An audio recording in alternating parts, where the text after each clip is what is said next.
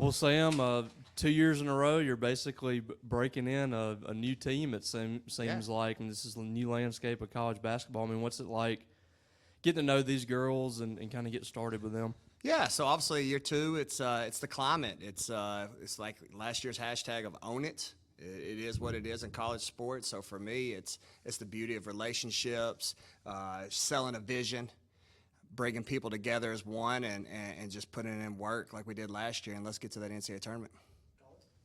And a lot of change up from last year, but also Jayla, somebody who's kind of been a through line through your time here. Right. At this time this season, how do you kind of go about replacing not just a player who scores a lot of points, but also can go get you a bucket when you really need it? Yeah, I don't think you ever replace anybody. I just think it's you seize the opportunity.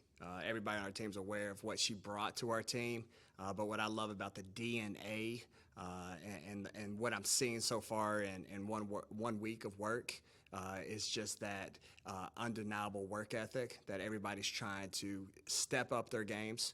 Because if you look at our roster that we have currently right now, I have a unique group with someone like Crisp, who transferred from UNC. When you look at her stats at Arizona State, she was 11 points a game. All right, same for Chandler. All right, Chandler, people don't remember, Chandler tore her ACL when she transferred from Oklahoma State. So she didn't get a summer workout. And then obviously she came on strong, and you can just continue to go down the line.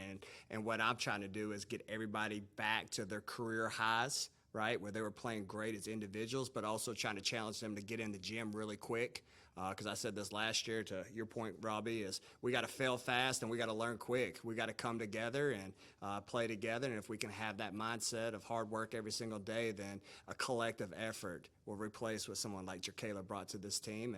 And let's see what kind of team we can put on the floor. Sam?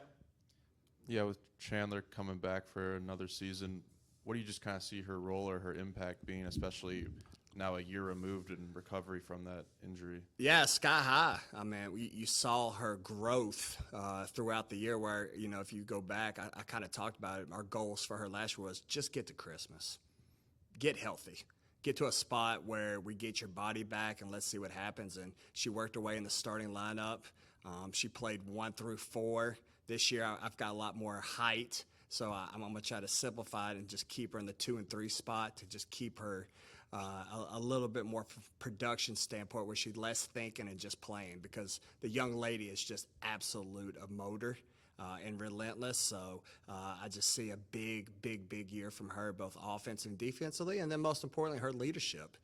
What I love about Chandler, and you've already seen this summer, she went to the Black Student Association group out in Chicago.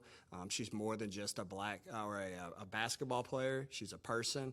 She's in a sorority. She's living the best life of college. So I've got a lot of big-time goals for Chandler. Coach, kind of going off that, you got Destiny back, somebody who flashed quite a bit last year. What kind of jump do you expect from her this upcoming season? Yeah, big one too. Obviously, that was the #1 junior college player in the country. That game in Missouri, I think we all remember, where she just flat out got hot and stepped up at a huge part of the year. She's put in great work. She's off to a great summer. She's a dynamic scorer. So she was one who complimented Anaya and Jerk. And to your question earlier, that's someone that I could see filling in with more shot opportunities and obviously a larger role if she keeps it up this summer. What are just your thoughts about Denham and DeBrisha both transferring to Ole Miss? I wish them the best. Yeah, Poe's always going to be a Mississippi State Bulldog. She graduated from here. She graduated in 3 years, and just like any other kid, you're thankful for their time here, and you wish them nothing but the best. And with this being your fourth off-season workout, what are some of the things you've learned as a head coach that maybe change your approach, or something you're excited about getting back to this time of year? Yeah, so our approach in the summer is, first and foremost, you look at the dynamics of my staff. We just updated the website in this new climate. Sam Williams is going to be our chief of basketball strategy, where she'll be doing a lot more with today's climate and rules behind the scenes. But I've got 3 former head coaches And then I've got obviously Tony Dukes, who's a rising star in this business. So in the summer, it's delegating to them, allowing them to have their voice. Obviously, I'm at every workout and I'm coaching and jumping in parts, but just allowing my people to go to work, really focused on an individual work, and just making sure we have a healthy summer where we turn it over and fight and push and get outside of our comfort zone, and then we reel them in and come in September and really try to put a team together.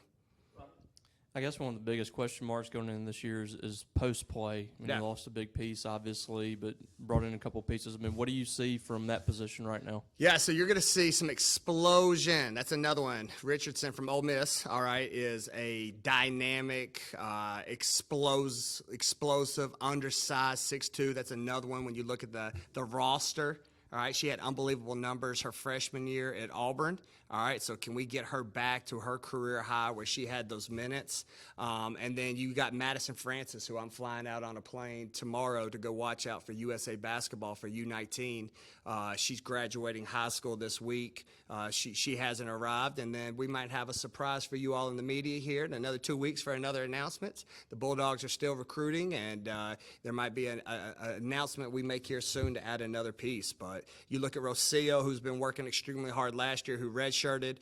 She's my enforcer. And then Faith from Stony Brook is an unbelievable athlete where they're able to catch and rip, which these young ladies are going to allow us to play out more in space, all right, and space the floor, which will allow our guards to eat. So I'm really excited what you're going to be able to watch this year. I know things in college sports in general are changing really quickly Yeah. right now, but how does that impact you at this time of year when you're doing a lot of recruiting, and how does that kind of change your approach? Yeah, so my word for me is attack. You got to attack it. You know, I watch a lot of stuff and read a lot of comments where people have a negative tone towards what's going on, but I don't think negative gets you anywhere in today's college business. You got to adapt. You got to be on the front edge, and that's where I'm excited here to work at Mississippi State. You know, especially when someone like Zach, where you just see the cool things that we're doing, right, with the renovations. When I think about my last 3 years here, the commitment we've made to the practice facility, the gym, the training room, and most importantly, our locker room, it's been awesome.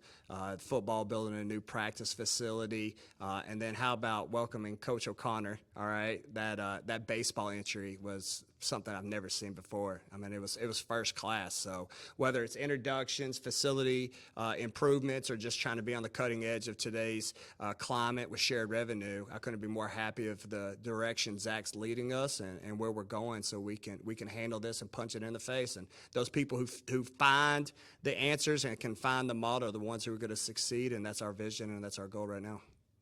Coach, whenever you're recruiting the transfer portal, how hard is it to balance kind of getting the best players, but also getting the players that kind of fit your program and what you're trying to do? Yeah, it's a loaded question. Yeah, so obviously right now, I'm obviously the captain for the SEC. So we just talked about this in our Women's Basketball Coaches Association. If anything we can change in college athletics, we need to shrink the transfer portal window. It's too long, right? It is what it is. Student athletes have the right, but we need to shrink this so we can turn it over quickly, put a roster together.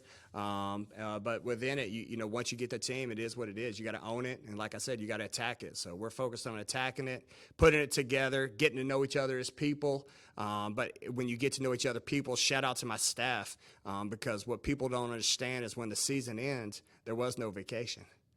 We were immediately in the office working 16-hour days for probably about 6 weeks, looking up players, calling it, and our model is making sure that we got to know them as people, did every background check as possible, because like you want to do, you know, as we're building this program, is continue to win with good people. And I think we did a great job of that. The character of this group is really special. The personalities of this group is really special. And so now let's just put them on the court. And like I said, we sold them a vision. Let's see if we can't get them to be the best individuals in the summer. And when you get them as the best individuals, then that's how you build a team come September when official practice starts.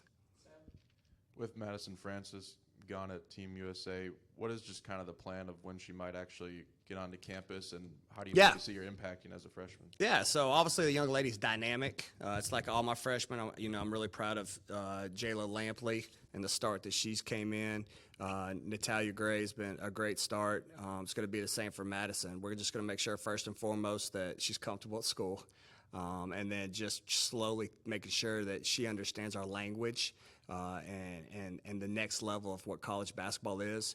But I think she's going to be in a good situation playing with USA basketball and the talent that she's already been exposed to, which will help set her apart. And then as far as what day she'll get here, we don't know yet. Because how it works is she's in trials. They started actually today. But what I love about the young lady and her family is graduation means something to her. So she's going to walk the stage. USA Basketball gave their blessing. She'll show up tomorrow, or Thursday, for first day of practice, and then she'll try to make the team. And if she makes the team, she gets a week break, and then she's right back to Colorado for 2 weeks, and then they go overseas to play competition. And if she doesn't, what a great experience. She had experience with USA Basketball the year before, and then she'll be here in 2 weeks ready for summer school right away.